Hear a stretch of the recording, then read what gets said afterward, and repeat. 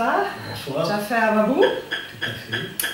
Jaffer Babou est venu à nous aujourd'hui dans le cadre d'un scanning de radiofréquence pour l'organisation de droits de l'homme, International Center Against Abuse of Cover Technologies.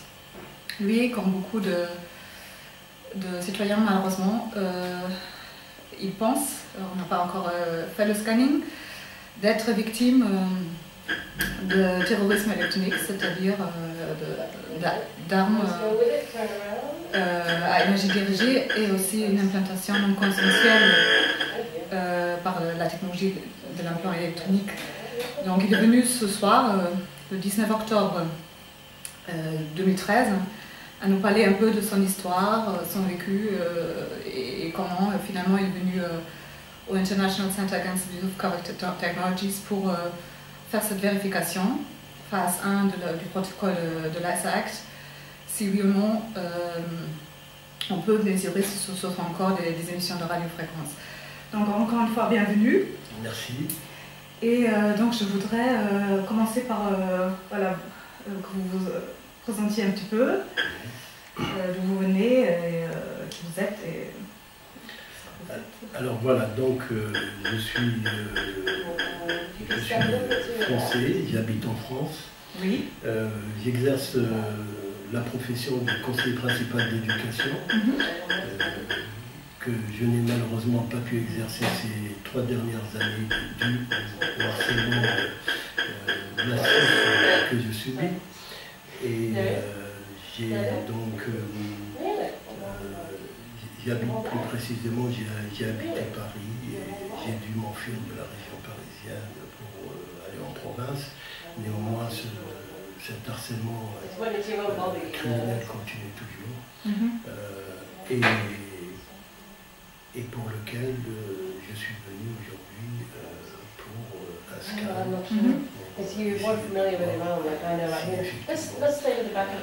Mettre en relief du moins des implants qui seraient susceptibles d'être dans le corps et qui faciliteraient la tâche, je dirais, à ces criminels, et quand bien même nous sommes un peu tous ciblés aussi par des moyens technologiques tels qu'un satellite, tels que les satellites, mais nous pouvons l'être aussi par des corps étrangers.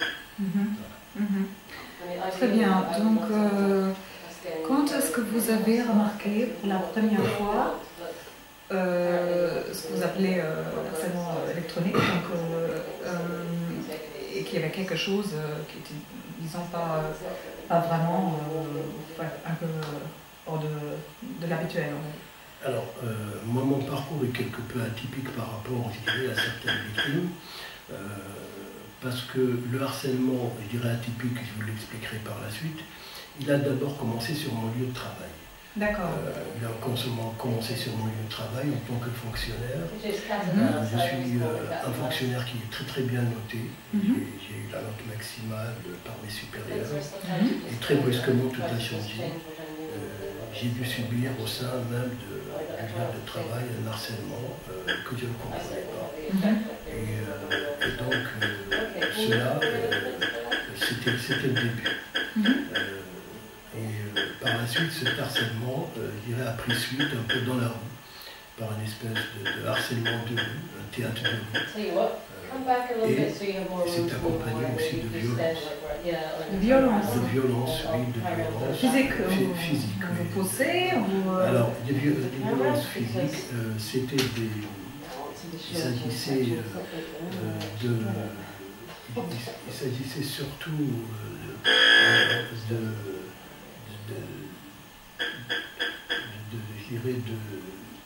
de provocation de personnes que je ne connaissais pas et avec lesquelles je n'avais aucun lien. Et j'ai au début mis ça pour le compte des personnes, je dirais mal-lunées, comme on dit, mais force est de constater que cela prenait quand même de l'ampleur, puisque j'ai eu des visites dans mon appartement en mon absence, et de mon absence, et cela s'est transformé très brusquement par un harcèlement chimique. j'ai commencé par avoir des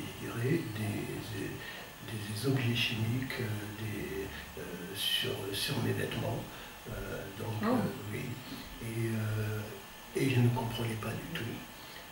Donc ça se manifestait comment? Donc vous mettez vos vêtements et il y avait je mettais mes vêtements et dès que je sortais dans la rue, j'avais une odeur très très forte qui m'empêchait de respirer. Et je me suis même posé la question ce que c'était au début. J'ai dit c'est peut-être quelque chose de passager, mais j'ai remarqué que par la suite cela était bel et bien, je dirais, quelque chose d'organisé, puisque j'ai subi ça à l'intérieur d'un établissement, je dirais, une clinique hospitalière. Et au moment où j'allais faire une radio. Donc j'ai failli m'évanouir et je n'ai pas compris ce qui s'était produit. Je suis donc ressorti, j'ai annulé mon rendez-vous. Je n'ai pas pu passer mon examen. Vous étiez trop mal? J'étais très très mal et j'avais du mal à respirer. Et l'infirmière qui était là me disait, monsieur, vous pouvez marcher combien de pas? Alors que j'étais très très mal en point. Je n'ai pas pu bien sûr répondre. Et je suis parti. Alors, donc des incidents, j'en ai eu plusieurs. Je n'ai pas énuméré de ce type, il y en a eu plusieurs. Et cela a pris de l'ampleur un peu partout. Et j'ai été donc hospitalisé plusieurs fois. J'ai été hospitalisé pour vous dire, vous donner un chiffre très, très faible. J'ai été hospitalisé plus de 40 fois en urgence en 4 ans. Oui, ça c'est plus de 40 fois, et là c'est un chiffre, c'est un chiffre bas. Je n'ai pas voulu exagérer, de donner les chiffres exacts, mais je peux vous dire plus de 40 hospitalisations en urgence en 4 ans. Oui, ce sont des hospitalisations qui sont attestées par les hôpitaux dans lesquels je suis passé. Et ces hospitalisations, c'était pourquoi en général? Donc, problèmes respiratoires, vous n'avez pas respiré? C'était effectivement des problèmes respiratoires qui étaient provoqués par ces sensations chimiques, ces odeurs chimiques, D'accord. Et donc, et pour lesquelles, je dirais, j'étais mal en point. Cela dit, cela a duré une année, simplement. Tout ce qui était cet harcèlement chimique a duré une année pour basculer vers un harcèlement électromagnétique. D'accord. Donc ça veut dire que j'ai quasiment fait les 3 étapes. J'ai commencé par un harcèlement, je dirais, au travail professionnel, qui s'est ensuite harcèlement dans la rue, avec produits chimiques, et ensuite un harcèlement électromagnétique jusqu'à ce moment. Et cet harcèlement électromagnétique, comme vous l'appelez, comment ça se manifeste?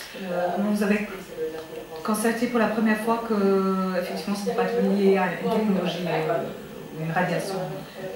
Alors, au début, comme évidemment toutes les victimes, on se pose la question, on se dit d'où ça vient, mais cette question-là, je me suis bien posé cette question, mais je ne suis pas resté trop longtemps parce que j'avais auparavant été harcelé et j'ai compris que c'était la suite, quelque peu, je dirais, inscrite de ce harcèlement.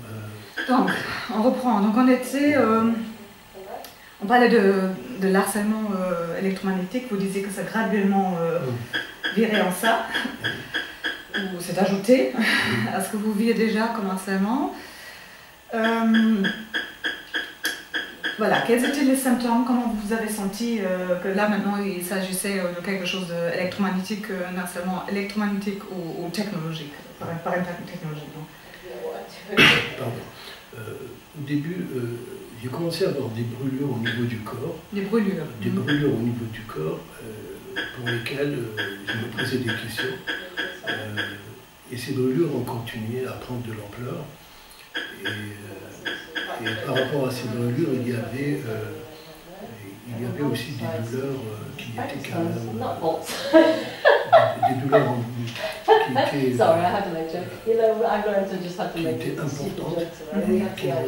était importante à différentes parties du corps. Et à ce moment-là, je me suis posé la question si c'est ce que c'était. Bon, j'ai vite compris qu'il s'agissait d'un harcèlement électromagnétique, mais je ne pensais pas qu'il allait prendre l'ampleur que j'ai actuellement. Alors j'ai mis ça un peu sur le compte, peut-être, d'un événement passager, mais ça a duré des semaines, des mois, et ensuite des années, bien sûr. Jusqu'à ce jour. Jusqu'à ce jour, voilà, le résultat que l'on connaît, de nombreuses mutilations au niveau de tout le corps, l'ensemble du corps, qui sont, je dirais, indiscutables et qui sont indiscutables. Donc, oui, en effet, je vais vous montrer vos photos là tout à l'heure et je confirme donc qu'il y a des brûlures, on constate que la peau a été brûlée et il y a des cicatrices aussi, des coupures.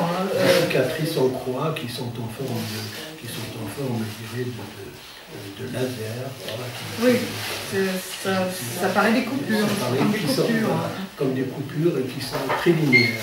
C'est une forme linéaire que l'on peut reconnaître très facilement dans les attaques électromagnétiques matondies. En tout état de cause, elles sont là présentes. Les photos ne trompent pas, elles sont indiscutables. Il y a une partie du dos qui a été brûlée, une autre partie qui est complètement mutilée par cette, comment dirais-je, ces traces linéaires, ces marques linéaires qui sont dues à des armes électromagnétiques et dont les spécialistes se reconnaîtront très probablement. Et puis il y a eu autre chose par la suite, il y a eu aussi la dépigmentation de la peau. Oui, ça j'ai constaté. Une totale dépigmentation. Et des changements en couleur de la peau aussi. Vous êtes plutôt mat, par la peau mate. Et mon dos est devenu blanc, est devenu complètement blanc. On a dépigmenté la peau pour essayer effectivement de cacher cet horrible crime qu'on a commis sur la personne et que l'on commet toujours, jusqu'à ce jour. Avant que ça ne le commence, est-ce que vous avez été à l'hôpital? Est-ce que vous avez subi une chirurgie? Est-ce que vous avez eu les vaccins? Ou est-ce que ça a commencé subitement, sans hospitalisation ou sans chirurgie avant? Alors, sans chirurgie, la simple chirurgie que j'ai, comme tout le monde, elle est connue. Il y a une cicatrice chirurgicale, mais elle est connue. Mais je n'ai jamais eu un dos pareil. Je n'ai jamais eu de telle cicatrice. Ce sont des cicatrices, des cicatrices en forme de croix. Elles sont linéaires, des brûlures du dos. Je n'ai jamais eu ça. Je me suis rendu compte parce que d'abord, c'était très douloureux. C'était très très douloureux. Et d'autre part, ça m'empêchait de dormir. Et j'étais bien obligé de regarder mon dos dans de telles situations. On ne peut pas nier. On ne peut pas nier, on ne peut pas. Voilà, il n'y a pas. Les dommages corporels. Elles sont trop importantes pour qu'on puisse les passer de travers. D'accord. Et maintenant, donc, une fois que vous avez compris qu'effectivement on vous attaquait par une technologie électromagnétique, enfin en tout cas par une forme de radiation, comment ça se fait que vous êtes venu à ISAEL? Comment vous nous avez trouvés et voilà, comment ça se fait que vous êtes aujourd'hui ici pour faire la phase 1 de notre test? Tout à fait. Je suis là parce que, d'une part, il y a des événements qui sont troublants, des événements troublants qui montrent qu'effectivement j'ai été très probablement implanté. C'est ce que vous croyez que ce qui va arriver? Je pense, je ne rentrerai pas dans les détails, mais des événements troublants qui se sont passés dans un endroit précis. Et pour lesquels je me suis rendu compte par la suite. Donc, et Et puis, d'une part, d'autre part, il y a aussi le fait, les sensations que j'ai pu ressentir à plusieurs reprises, le passage, je dirais, d'un corps, je dirais, une sensation de corps étranger d'un endroit à un autre.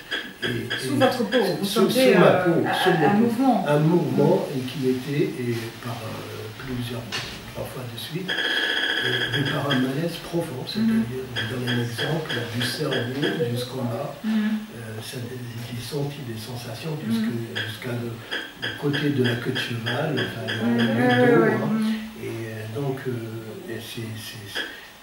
vous ne pouvez pas rester, je dirais, zen, c'est tellement, on est très très mal, parce que vous avez cette impression de corps étranger qui se balade.